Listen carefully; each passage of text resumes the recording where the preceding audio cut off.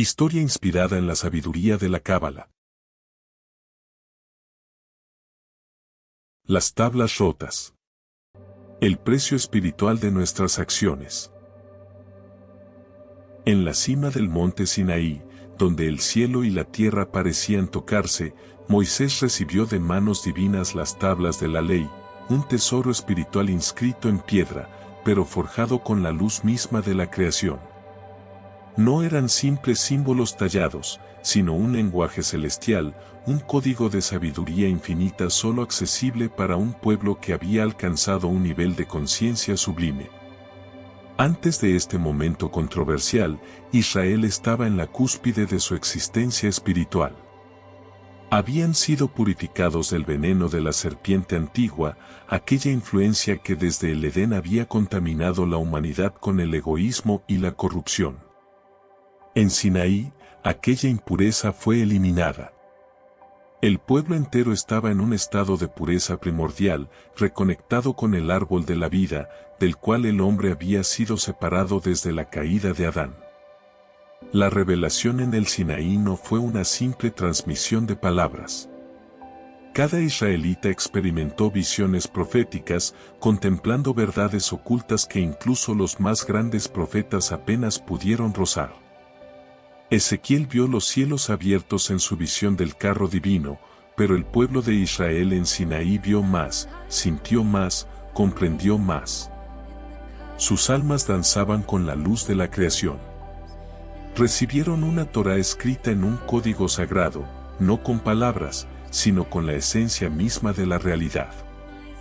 La revelación los bañó en iluminaciones celestiales, los llenó de júbilo y alegría, y fueron protegidos por las letras sagradas del nombre divino, que los resguardaban de toda negatividad.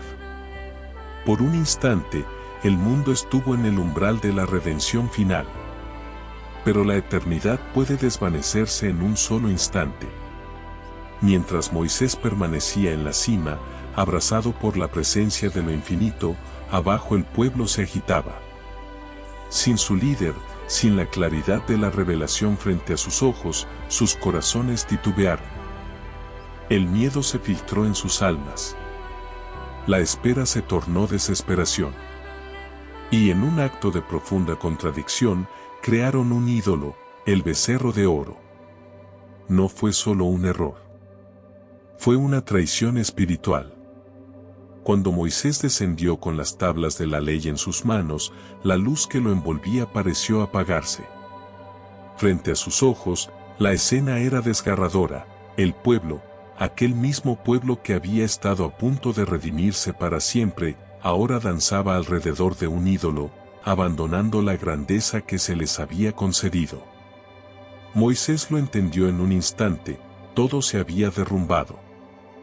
Las tablas que llevaban no eran simplemente piedra. Eran la manifestación de una realidad superior, un conocimiento que solo podía ser comprendido por un pueblo elevado. Pero ese pueblo ya no existía. En un solo acto, se habían desconectado de la revelación y habían caído de nuevo en la esclavitud del mundo material. Lo que Moisés hizo entonces no fue un acto de furia, sino de amor. Elevó las tablas sobre su cabeza y, con un grito que resonó en las entrañas de la tierra, las lanzó contra la roca. Un estruendo sacudió el campamento. Las tablas se rompieron. Las letras sagradas, la esencia misma de la enseñanza divina, se elevaron en el aire y desaparecieron en el viento. Lo que quedó fue solo piedra, fragmentos vacíos sin la luz que antes las habitaba. Fue el reflejo de la realidad del pueblo. Antes eran recipientes de la luz divina, ahora eran solo materia quebrada. Moisés sabía que no podían sostener ese nivel de santidad. Rompió las tablas no para castigarlos, sino para protegerlos. Si hubieran recibido la Torá en su estado original, no habrían podido soportarlo. La revelación les habría consumido. Moisés entendió que Dios no quería destruir a su pueblo, sino darle una oportunidad de reparación. Reflexión final. Las consecuencias de nuestras acciones. Este momento en la historia nos revela una verdad extraordinaria: todas nuestras acciones tienen consecuencias. El pueblo de Israel había alcanzado la cima de la espiritualidad, pero con un solo error, todo se desmoronó. Perdieron su conexión con lo divino y quedaron expuestos nuevamente a la influencia de la serpiente, a la fragilidad de la existencia terrenal. Lo mismo ocurre con nosotros. Cada decisión que tomamos moldea nuestro destino espiritual, y muchas veces, con un solo acto, podemos perder lo que nos tomó años construir. Sin embargo, aquí también yace un mensaje de esperanza. Aunque Moisés rompió las primeras tablas, Dios le permitió tallar unas segundas. Aunque caigamos, aunque nos equivoquemos, siempre hay un camino de regreso. Las segundas tablas ya no fueron hechas enteramente por Dios, sino con el esfuerzo de Moisés.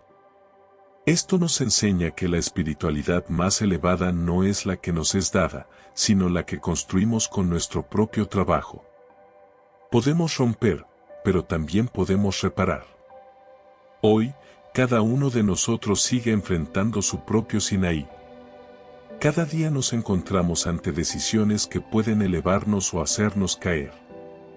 La pregunta es, cuando estemos frente a nuestra propia revelación, ¿seremos capaces de sostenerla? El monte Sinaí sigue en pie en lo profundo de nuestras almas, esperando nuestra elección.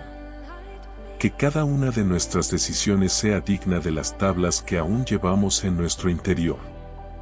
Porque la verdadera redención comienza en cada elección que hacemos.